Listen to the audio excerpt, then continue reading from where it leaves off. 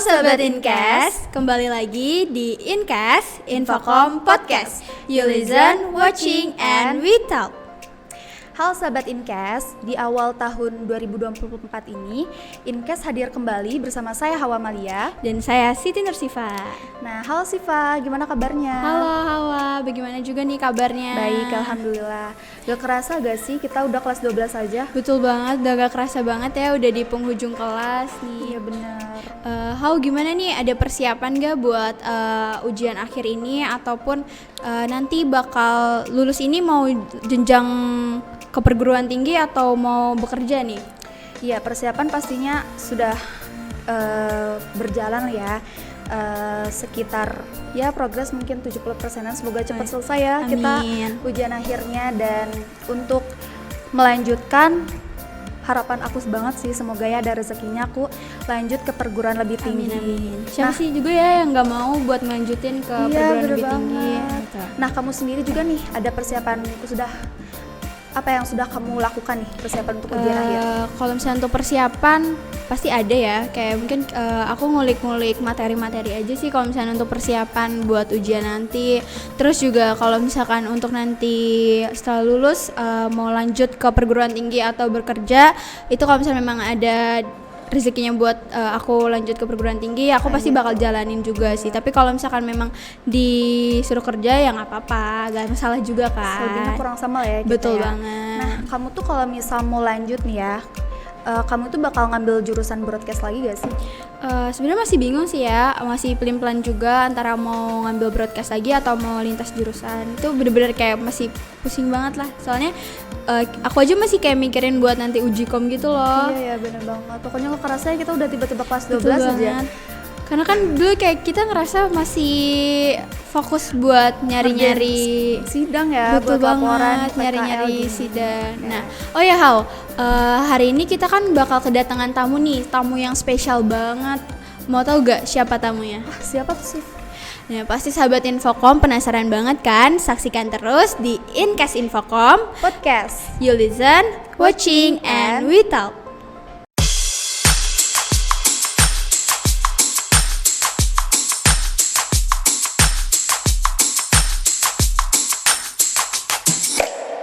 Halo Sobat Incast, kembali lagi bersama kita di Incast Infocom Podcast. Nah, di segmen kali ini nih yang kita kedatangan tamu spesial yang sudah kita dan teman-teman Incast tunggu-tunggu. Baik, langsung saja kita perkenalan. Selamat Nama aku Siva. Dan aku Hawa. Bagaimana Pak kabarnya? Alhamdulillah. Baik ya Bapak Pak. boleh perkenalan diri terlebih dahulu? Boleh. Ya, nama saya Peri, pangkatnya Aibda, dinasnya di Polresta Bogor. Di Polresta Bogor. Bapak kalau boleh tahu nih udah berapa lama jadi polisi? Kalau saya sendiri jadi polisi sudah 20 tahun. Untuk dinasnya ini Pak, di mana Pak? Ya, dinasnya di Polresta Bogor Kota.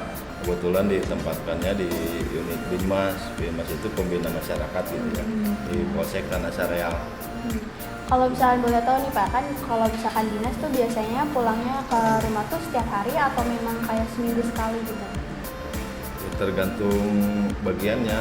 Kalau kebetulan kan di bagian Binmas ini kan tiap hari masuk kerja, jadi ya kalau udah jam kerjanya habis ya kita bisa pulang. Lain dengan bagian reserse ya. Kalau bagian reserse kita kalau ada penangkapan gitu kan kayak ke daerah Sumatera, luar Jawa, itu kan bisa 3 hari 4 hari nggak pulang seperti itu. Bapak nih sudah berumah tangga nih ya kan Pak? Alhamdulillah. Kira-kira sudah berapa lama sih Pak Bapak menjalani rumah tangga? Kalau rumah tangga saya udah 21 tahun lebih, hampir 22 tahun ya gitu. Kalau boleh tahu nih, Bapak ini udah punya anak berapa nih? Nah, kebetulan dikaruniai anak 3 ya, putra 3 ada. Kita. Kalau misalnya dari 3 anak ini nih, ada yang sekolah di mana atau gimana nih Pak? Ada yang mungkin ada yang masih kecil? Iya, udah besar. Anak putra yang pertama itu di SMK ya. Yang kedua di tingkat SMP, yang ketiga di SD. Di SD. Iya. Nah, jadi ini tadi kita sedikit obrolan keseruan dengan Bapak Ferry ya. Jadi Bapak Ferry ini adalah satu siswa dari maksud kami adalah orang tua dari salah satu siswa yang berprestasi. Dan kebetulan siswa ini tuh bersekolah di SMK Infocom. Nah, betul banget. Nah, sahabat Inkes, kalau misalkan kalian mau tahu keseruannya lebih lanjut lagi bersama Bapak Ferry, pantengin terus di Inkes Infocom Podcast. You listen, watching, and we talk.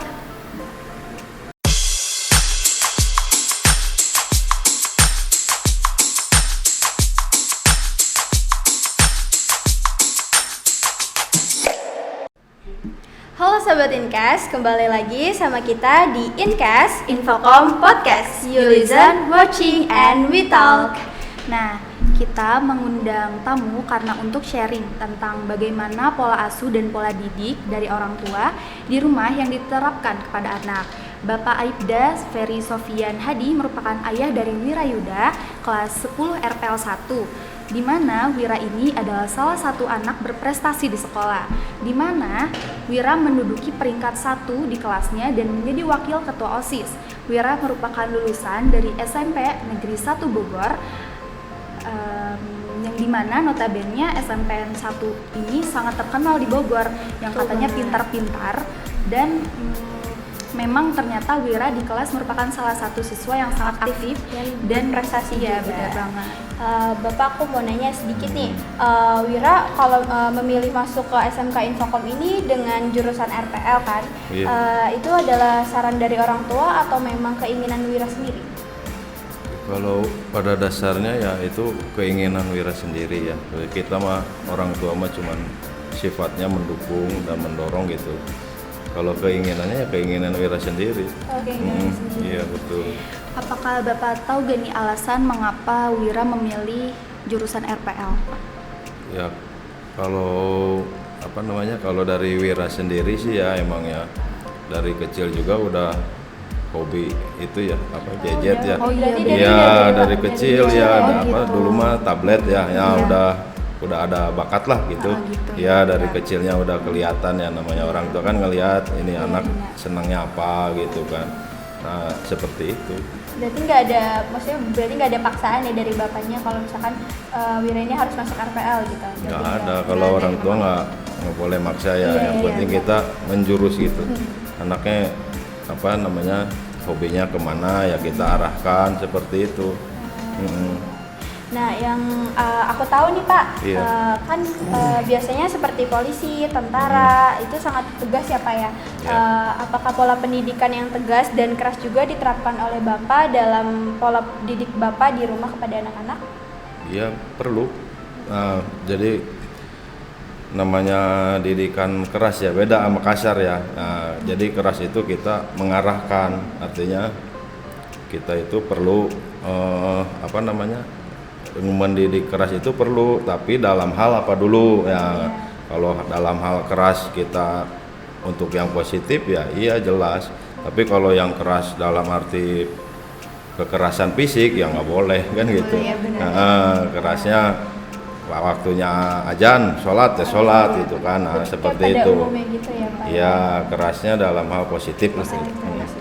Nah dari kecil apakah anak-anak sudah diarahkan dalam tujuan pendidikan kedepannya Pak dari Bapak?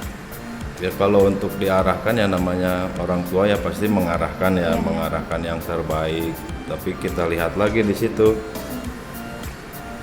arah dari anak ini kemana. Nah kita orang tua mendukung itu tadi, mensupport ya. Contohnya misalkan anak ini arahnya ingin jadi pembalap, bakatnya ada di pembalap. Ya kalau kita orang tua nggak beliin motor, mana mungkin dia jadi pembalap kan? Ya kita harus beliin dulu motornya. Nah gitu kita cari-cari sekolah pembalap di mana ya, seperti itulah. Berarti kurang lebihnya ya.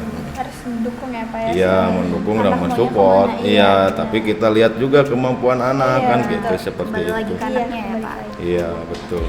Kalau misalnya boleh tahu nih Pak, kalau misalkan Bapak kerja kan berarti istri ada di rumah nih, itu cara ngebagi waktu, misalkan Bapak kerja nih, cara membagi waktunya pekerjaan sama keluarga itu gimana sih Pak? Cara membaginya tektokan atau gimana? Iya.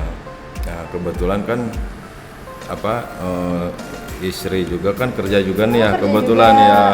Istri guru, suaminya polisi kan gitu. Jadi untuk waktu keluarga itu sangat berharga ya, sangat berharga banget gitu karena ya ibunya kerja, ayahnya juga kerja kan di rumah. Pertama kita itu harus menjaga anak lah, ibaratnya menjaga anak itu sama orang yang dapat dipercaya gitu.